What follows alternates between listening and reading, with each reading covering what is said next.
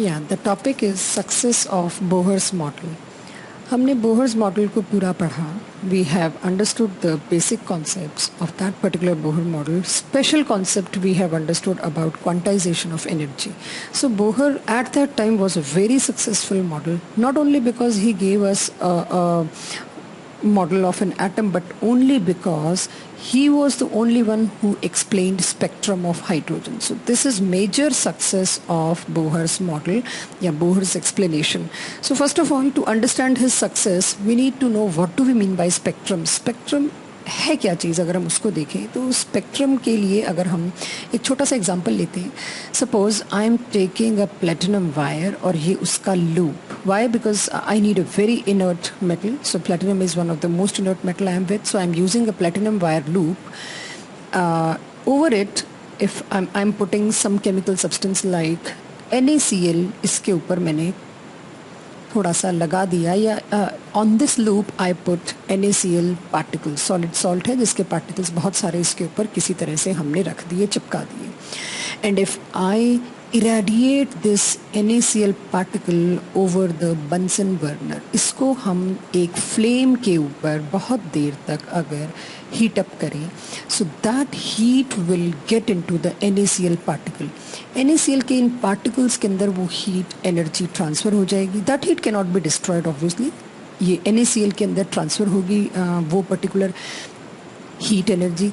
And when I remove this burner from here, जब मैं इस बर्नर को यहाँ से हटा दूंगी तो उस वक्त यही प्लैटिनम लूप के ऊपर जो NaCl के छोटे छोटे ग्रैन्यूल्स या पार्टिकल्स बिखरे हुए हैं या चिपके हुए हैं, they will emit same energy which they have absorb, क्योंकि energy can not be created, can not be destroyed, वो एक फॉर्म से दूसरी फॉर्म में चेंज हो रही है। तो इस NaCl के ऊपर जो भी एनर्जी, जो भी हीट एनर्जी डाली गई थी वो इसने एब्जॉर्ब की, and now it will emit the same amount of energy. इससे निकलने वाली एनर्जी की रेडिएशंस को अगर मैं डिटेल में स्टडी करना चाहूँ कि कौन सी वेवलेंथ है उनकी, क्या वेवलेंथ है, क्या उनकी फ्रीक्वेंसी एट्सेट्रा एट्सेट्रा, उसके लिए मैंने इन रेडिएशंस को अगर पास ऑन किया एक प्रिज्म से, कोई भी एक, जैसे Nicol prism is one of the preferred prism, अगर हम इसको किसी प्रिज्म के थ्रू पास ऑन करेंगे तो प्रिज्म उन रेडिएशंस को स्कैटर कर देगा इनटू वेरियस वेवलेंथ। जितनी भी वेवलेंथ इसके अंदर से निकल रही हैं कलेक्टिवली, उन सभी को अलग अलग करना, स्कैटर करने का काम करेगा Nicol prism. And these wavelengths, these radiations which are being emitted from irradiated NaCl will be detected by a detector, एक पर्टिकुलर डिटेक्टर जो वेव्स और उनकी वेवलेंथ को डिटेक्ट करता है, उसमें हमने इसको पास ऑन किया। From there it will be sent to a computerized system which will give me on paper, एक पेपर पर मुझे प्रिंट आउट के तौर पे प्रिंटर से एक डाटा मिलेगा विच विल शो मी कौन कौन सी वेवलेंथ इस पर्टिकुलर केमिकल से, सब्सटेंस से कौन कौन सी वेवलेंथ्स एमिट हुई थी। And suppose if I read that spectra, if I read that detail, वो डिटेल मुझे एक पेपर पे कुछ इस तरह से पीक्स की फॉर्म में मिलेगा, जहाँ एक साइड तो पीक की हाइट बताती है, इंटेंसिटी ऑफ सिग्नल, और दूसरी साइड इस ग्राफ के इस साइड पे वेवलेंथ्स की वैल्यू लिखी हुई है। So from here I can find out, इस ग्राफ से मैं बहुत इजीली निकाल सकती हूँ कि दो वेवलेंथ, दो पीक्स जो मुझे मिली वो कौन सी दो वेवलेंथ्स थी। I will measure it from that graph, और इस तरह से मुझे ये पता चलता है कि NaCl को जब हीट से इरेडिएट किया, वही NaCl जब उसी हीट एनर्जी को एमिट करते वक्त जो रेडिएशंस निकालता है, अगर उन रेडिएशंस को मैं प्रिज्म के थ्रू पास ऑन करूँ, those radiation will scatter into different radiations, different wavelengths individually, and presenting them on paper is called as spectrum. उसके पेपर पे जो रिजल्ट आता है, जो हार्ड कॉपी के तौर पे रिजल्ट आता है, उस रिजल्ट को हम कहते हैं spectrum. So all in all spectrum क्या है? वेरियस वेवलेंथ को एक साथ रिप्रेजेंट करने को कहा जाता है स्पेक्ट्रम। फॉर एग्जाम्पल, ये मैं NaCl को इरेडिएट करने के बजाय सिंपलेस्ट थिंग, मैं सनलाइट से आने वाली वाइट लाइट को ही अगर प्रिज्म के थ्रू पास ऑन करूं, सन से आने वाली वाइट लाइट, इसको अगर मैंने प्रिज्म के थ्रू पास ऑन किया, we know it will scatter into 7 different wavelengths VIBGYOR। हमें यहाँ पर 7 अलग अलग वेवलेंथ्स मिल जाएंगी, 7 तरह की लगातार वेवलेंथ्स मिलेंगी एक दूसरे के अंदर ओवरलैप होती हुई, and that is called as VIBGYOR। Violet से लेके रेड तक all possible range of wavelength will be scattered from this white light, as white light is made up of all these 7 colors। यही सारी wavelengths will be detected by the detector, and एक printer हमें, computerised printer हमको उसका print out जो देता है, उस प्रिंट आउट को हम कहते हैं स्पेक्ट्रम। तो इसका जो स्पेक्ट्रम मुझे मिलने वाला है वाइट लाइट का, वो स्पेक्ट्रम कुछ किस तरह से होगा। उसके इस साइड पे सपोज वेवलेंथ का डिटेल है, इस साइड पे हमें सिग्नल की इंटेंसिटी यानी पीक की ऊंचाई मिलती है और कुछ खास नहीं। तो इसका सिग्नल जो मुझे मिल रहा है, सपोज ये पीक है, यहाँ से वेवलेंथ स्टार्ट हुई जो वाइट लाइट के अंदर थी, and we get all possible peaks of visible region and here it ends। और कुछ छोटी मोटी पीक्स हमें मिलेंगी which are due to some instrument and everything। so ये जो मुझे इतनी सारी पीक्स लगातार मिली, this consist of wavelength from violet to wavelength from red, all possible wavelengths in between this। यहाँ से wavelength और यहाँ तक, suppose this wavelength ranges from 400 nanometre से 700 नैनोमीटर तक सारी वेवलेंथ मुझे वाइट लाइट में मिली। तो it means white light consist of all possible wavelength, all possible colours from VIBGYOR, from violet to red. This type of spectrum, this type of presentation of wavelengths on a piece of paper is called as spectrum। ये वाला spectrum था NaCl का, ये वाला spectrum था white light का। इसमें हमें कॉन्टिन्यूस मिली सारी वेवलेंथ, इसमें हमें with break only 2 type of wavelengths were obtained। All in all, what do we mean by spectrum is presentation of all possible wavelength emitted by any source। it can be NaCl, it can be sunlight।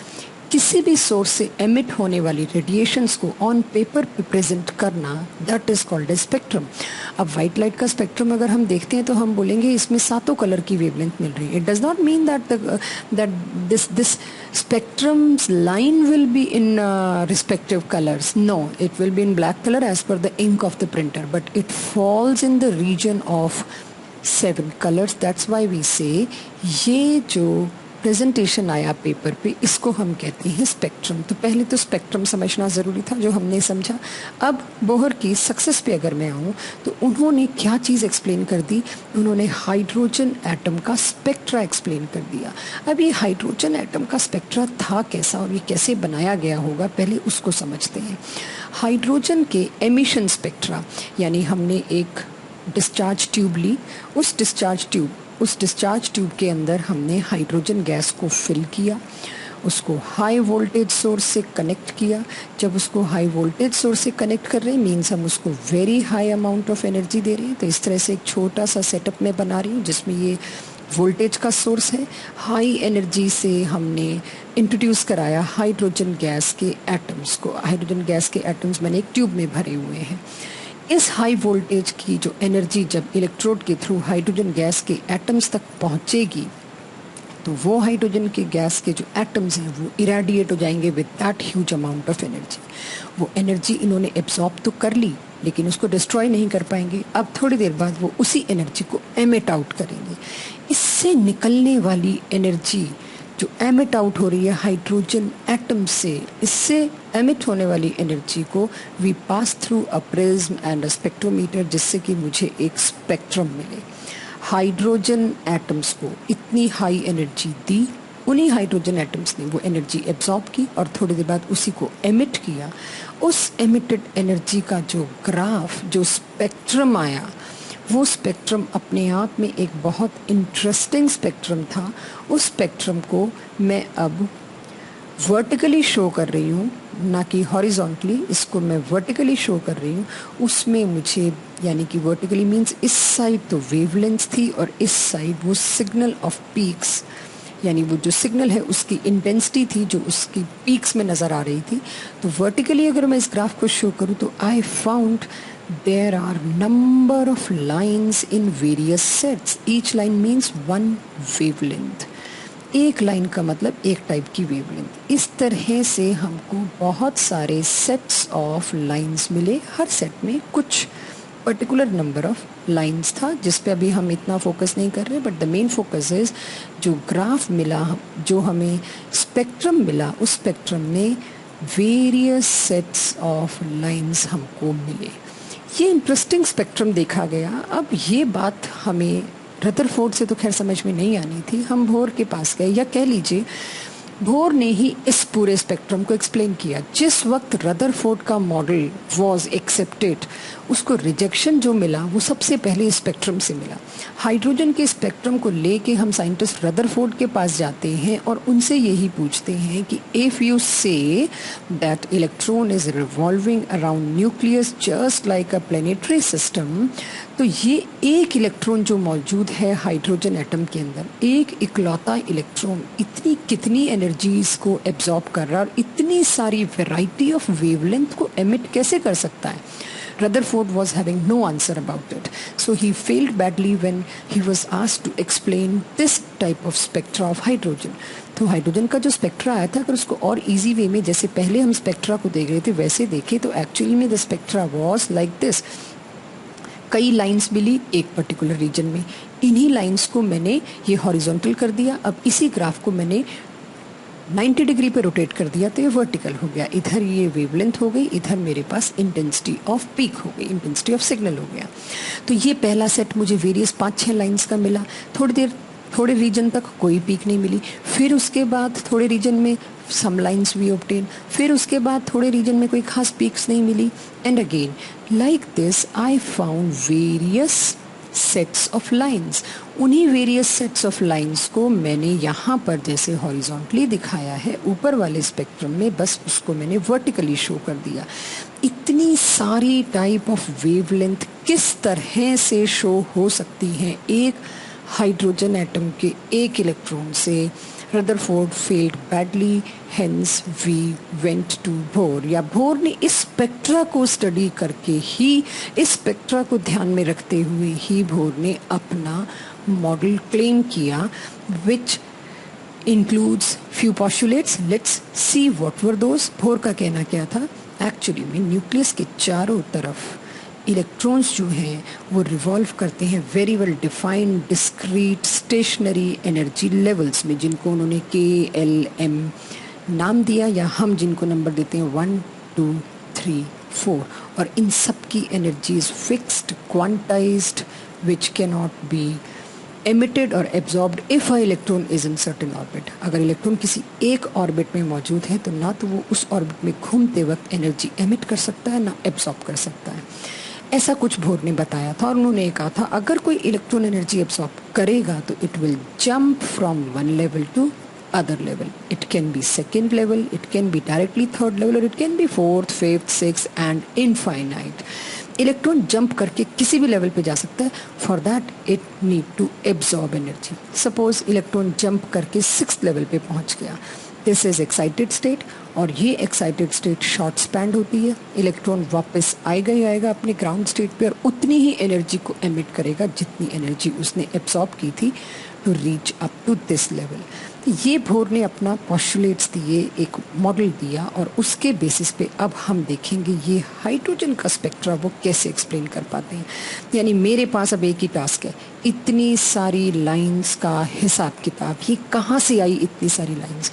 इसको कुछ और लोगों ने भी read किया, और पहले set of lines, दूसरे सेट ऑफ लाइंस, तीसरे, चौथे, पांचवे, 5 सेट्स ऐसे हमको मिले। पांचों को अलग अलग नाम दिया गया, उन नामों को अभी हम थोड़ी देर में देखेंगे, but at present yes we were with different sets of lines which we need to explain why do they exist in hydrogen spectrum.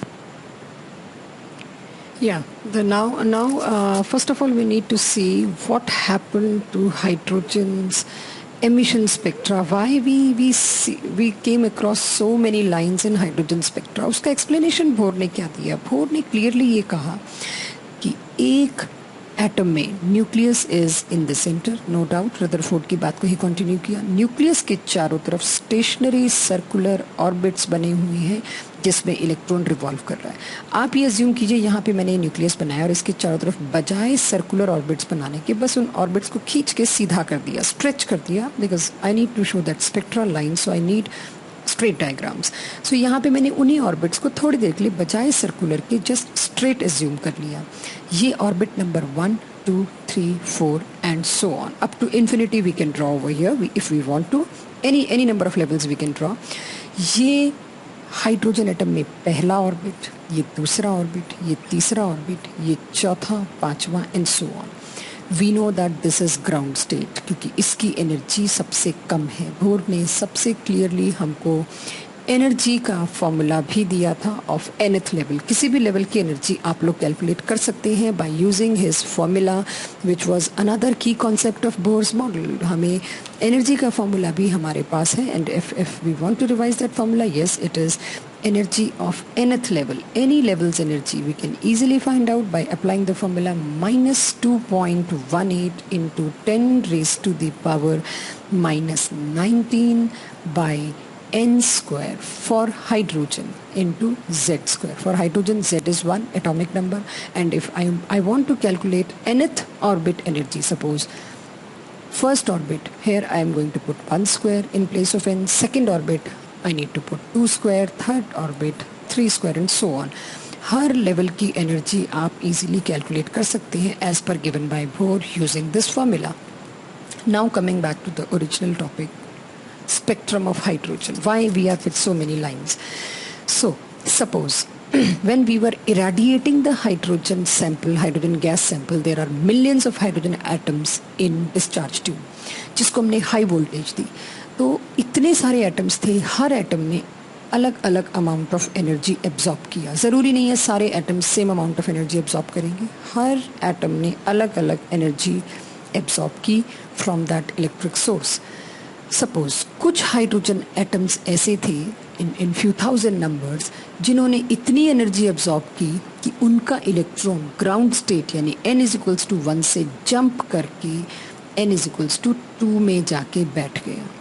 अब this is excited state, first excited state. Excited state का life बहुत short span का होता है, fraction of second के लिए वो exist करता है। This electron has to fall back into the ground state again after a fraction of second because it is unstable. Nature में हर चीज़ स्टेबिलिटी की तरफ दौड़ रही है, तो ये इलेक्ट्रॉन भी थोड़ी देर के लिए तो एक्साइटेड स्टेट में रुका, बट उसके बाद उतनी ही एनर्जी जितनी इसने एब्जॉर्ब की थी एमिट करके गिर गया या लौट आया वापस अपनी ग्राउंड स्टेट में।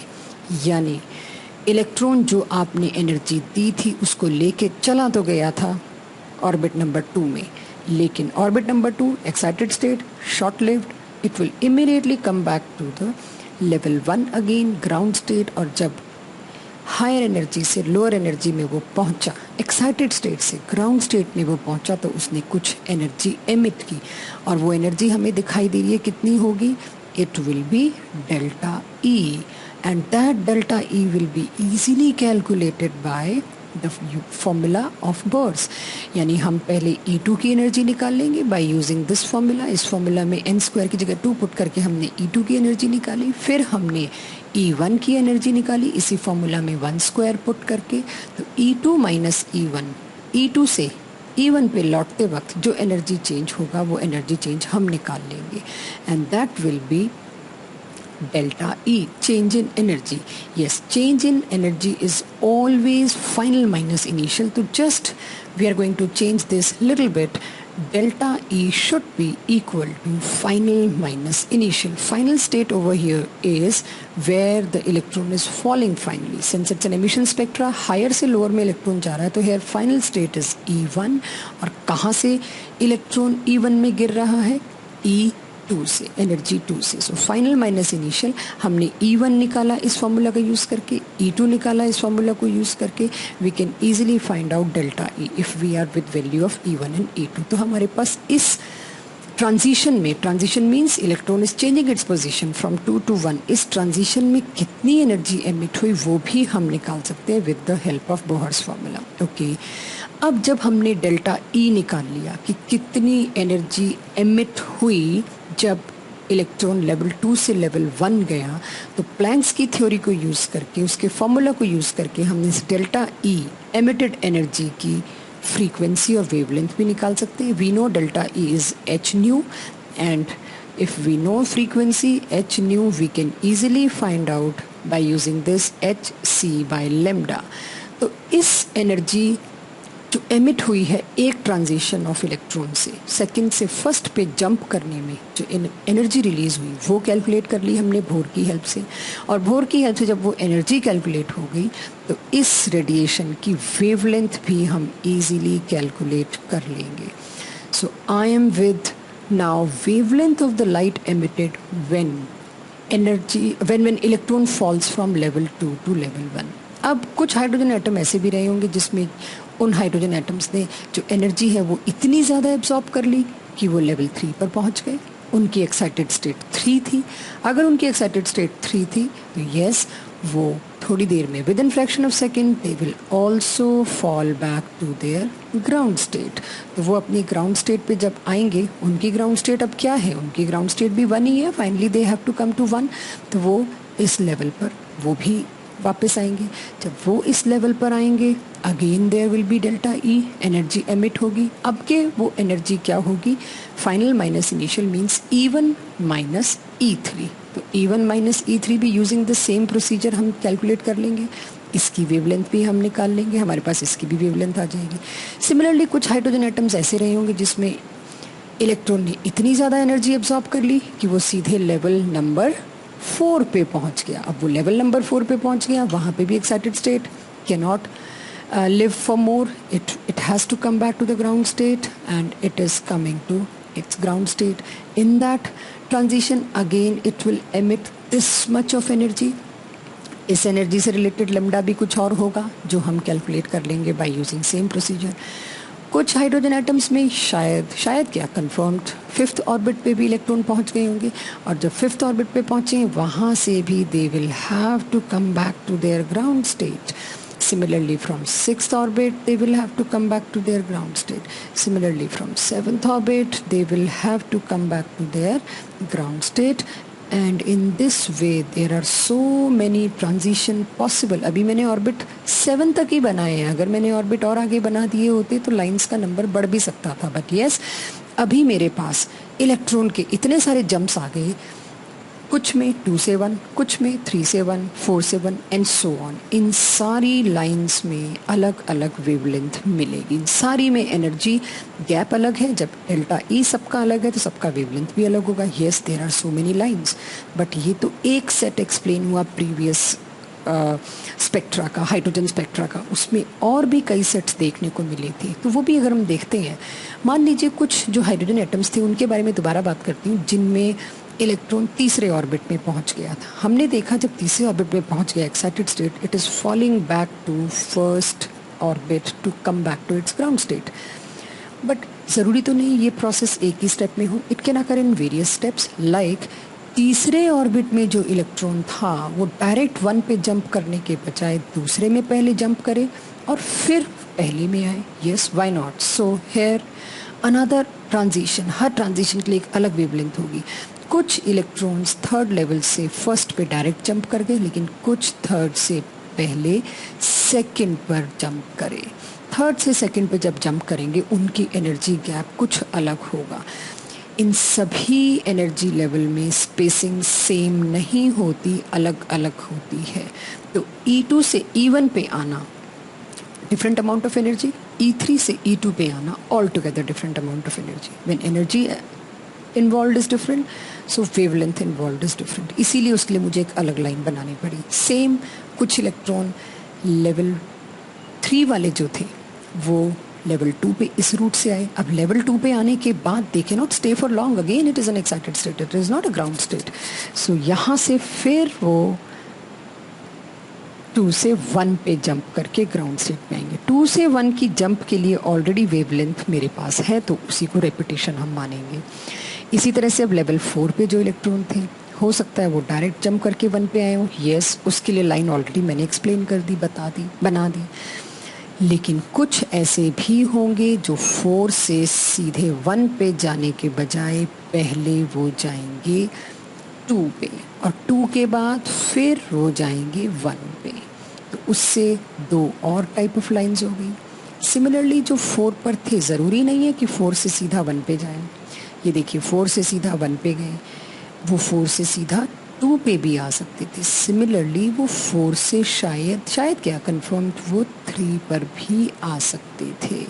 तो various transitions are possible because of all those various transition, various wavelength and various energies. यानी अब अगर हम 5th वाले को देखें, same is applicable to that. 5th वाला इलेक्ट्रॉन सीधे 1 पे आया, एग्रीड। 5th वाला इलेक्ट्रॉन सीधे 1 पे जाने के बजाय 2 पे भी गिर सकता था। 2 के बाद उसके पास पॉसिबिलिटी थी, नहीं वो 3 पे फॉल बैक होता, या फिर 5th से वो 4th पे गिरता। अब 5th से जब वो 4th पे आया, 4th के बाद 3rd पे already passage is being there, या already wavelength is there in the spectrum. फिर 3rd से 2nd पे, 2nd से 1st पे, किसी भी तरह का ट्रांजिशन पॉसिबल, उन सब की लाइंस ऑलरेडी यहाँ बनी हुई हैं। जैसे 5th से 4th पे गिरा, और हो सकता है 4th से सीधे 1 पे गिर जाए, तो उसके लिए भी wavelength is already there. This will go on for level 6, the same thing. 6 से सीधा 1 पे गया, 6 से हो सकता है वो 2 पे जाए, 6 से 3 पे जा रहा है, 6 से वो 4 पे जा रहा है, एंड सिमिलरली 6 से 5 पे भी जा रहा है। Same for level 7। अगर आप देखें तो 7th से भी सारी पॉसिबल ट्रांजिशंस हम यहाँ पे ड्रॉ कर रहे हैं। इस तरह से नंबर ऑफ लाइंस बढ़ते गए। We are simply having now this. जितने भी मैं लेवल्स बना लूँ, हर एक से लाइंस बढ़ते जाएंगे, there will be no end to it. So इस चीज़ को अब कंक्लूड करते हैं। अगर आप देखें तो मुझे कितने सेट्स मिल गए, 1 2 3 4 5, और शायद ये 6th भी, बट 5 सेट्स तो हमारे सिलेबस में मेंशन्ड है, तो 5 के नाम और 5 का ड्रॉ करना बहुत ज़रूरी था, so that we can name all of them. तो इन सबको अगर अब मैं यहाँ पर नेम करूँ या लोकेट करूँ, तो see this is first set. इस सेट में क्या खास बात है, इसको मैंने एक सेट क्यों मान लिया? हर एक का ग्राउंड लेवल, यानी हर एक ट्रांजिशन का final state is same, that is n is equals to 1। ऐसी सीरीज ऑफ लाइंस को कहा गया Lyman series. This is called as Lyman series. दूसरा सेट जो हमने चूज़ किया, अगर उसमें ध्यान दें तो उन सारी रेडिएशंस का जो ग्राउंड लेवल है जिस पे वो गिर रही हैं, दैट इज़ लेवल 2। इनको कहा गया बामर सीरीज़। इन लाइन का नाम दिया गया साइंटिस्ट बामर के नाम पे, and that is Balmer series. इनको हम बामर सीरीज़ के नाम से जानते हैं। We need to remember all these names. Another set, इस सेट में क्या चीज़ कॉमन थी? ग्राउंड लेवल जो था रेडिएशंस का, जो ट्रांजिशंस का higher level to ground level जो गिर रहा था, फाइनल लेवल जो था, that was n is equals to 3। और n इज इक्वल्स टू 3 के लिए नाम मिला हमको पाशन सीरीज, PASCHEN। तो ये हो गया मेरे पास पाशन सीरीज। अनदर सेट जिसमें n, जिस पे रेडिएशंस पहुंच रही है या इलेक्ट्रॉन की ट्रांजिशन का फाइनल जो लेवल है, दैट इज़ 4, और वो हमारे पास आया bracket series. And in and इसके बाद एक और सेट बनता है, उसको कहा गया पफन सीरीज। सो कुल मिला के मेरे पास अभी 5 नाम आते हैं: Lyman series, Balmer series, Paschen series, Brackett series and Pfund series. This series which we have just started is Humphrey series. तो हम्फ्रे सीरीज अभी हमारी टेक्स्ट बुक्स में नहीं पहुंचा है, but we should know that Humphrey series is there. Lyman series की खास बात क्या है? हर ऊपर वाले लेवल से ग्राउंड लेवल 1 पे गिरना, बामर सीरीज लेवल 2 पे गिरना ट्रांजिशंस का, देन पाशन सीरीज 3 पे, ब्रैकेट 4 पे, पफन 5 पे। इन सभी में एक खास चीज़ अगर आप देखें तो ये जो है, ये सारे के सारे ट्रांजिशन ऑफ इलेक्ट्रॉन्स कहलाते हैं। एन का, इलेक्ट्रॉन का एक लेवल से दूसरे लेवल पे जंप करके lot now is called as transition. So these transitions are, if I need to see Balmer series की पहली लाइन का transition बताइए, तो Balmer series की पहली line is from electron is jumping from 3 to 2. Paschen series की third line jumping from 6 to 3. So इस तरह से इनको हम ट्रांजिशन कहते हैं. अगर अब आपको इस स्पेक्ट्रा को देखने को कहा जाए तो yes, we should be knowing all sets of lines, Lyman, Balmer, Paschen, Brackett, Puffin and Humphrey. ये sets of lines थे. पहली बार इतने complicated spectra को किसी साइंटिस्ट ने एक्सप्लेन किया and he was Bohr. अब किसी भी लाइन की वेवलेंथ आप बहुत आसानी से खुद ऑन पेपर कैलकुलेट कर सकते हैं. Now we do not need to go in some lab or do some experiment. सीधे तौर पे डेल्टा ई निकालिए. अगर मुझे कहा जाता है बामर की तीसरी लाइन का आपको लेमडा निकाल के देना है, तो it is electron transition from level 5 to level 2. So delta E will be what? Delta E in such case will be final minus initial. तो कहाँ पहुँच रहा है इलेक्ट्रॉन 2 पे? E2 minus E5. कहाँ से पहुँच रहा है? E5 से. So it should be always final minus initial. तो final state is E2 and initial state is E5. तो E2 की एनर्जी आप बोहर के फॉर्मूला को, इस वाले फॉर्मूला को यूज़ करके निकाल सकते हैं. E5 की निकाल सकते हैं. दोनों को इक्वेट कर देंगे तो you will be with delta E. उस डेल्टा ई के रिस्पेक्ट में आप फ्रीक्वेंसी निकाल सकते हैं. उस फ्रीक्वेंसी के रिस्पेक्ट में आप लेमडा निकाल सकते हैं. So you are with wavelengths of all these lines with you on paper. This was the success of Bohr's model की पहली बार स्पेक्ट्रम की एक एक लाइन का डिटेल आपको मिला.